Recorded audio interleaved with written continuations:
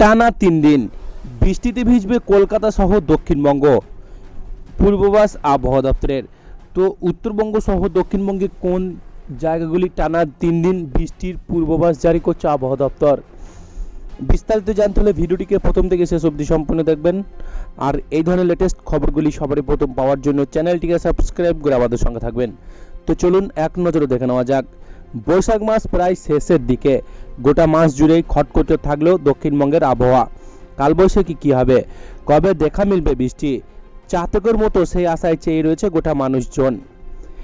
এরই মাঝে খুশির খবর দিল আবহাওয়া দপ্তর। চলতি সপ্তাহে ঝড় বৃষ্টি হবে রাজ্যে, ভিজবে একাধিক জেলা। এখনই তাপপ্রবাহের দাপট কমছে না মুর্শিদাবাদ, 2 মেদিনীপুর, 2 বর্ধমান, বাঁকুড়া, বীরভূমে তীব্র তাপপ্রবাহে লাল সতর্কতা জারি করা হয়েছে।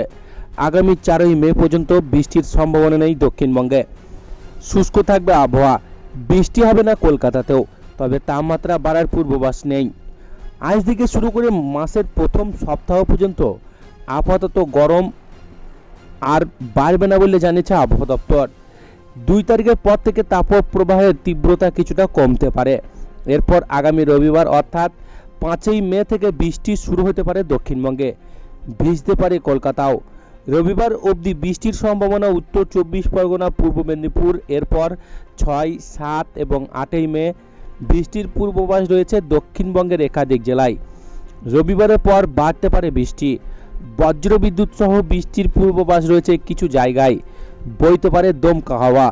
আবহাওয়াবিদরা জানিয়েছেন গাঙ্গেয় দক্ষিণবঙ্গে প্রচুর পরিমাণে জলীয় বাষ্প ঢুকবে।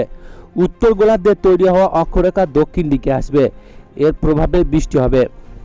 আজ এবং আগামীকাল বৃষ্টির সম্ভাবনা রয়েছে উত্তরবঙ্গের দার্জিলিং, কালিম্পং, আলিপুরদুয়ার এবং জলপাইগুড়িতে।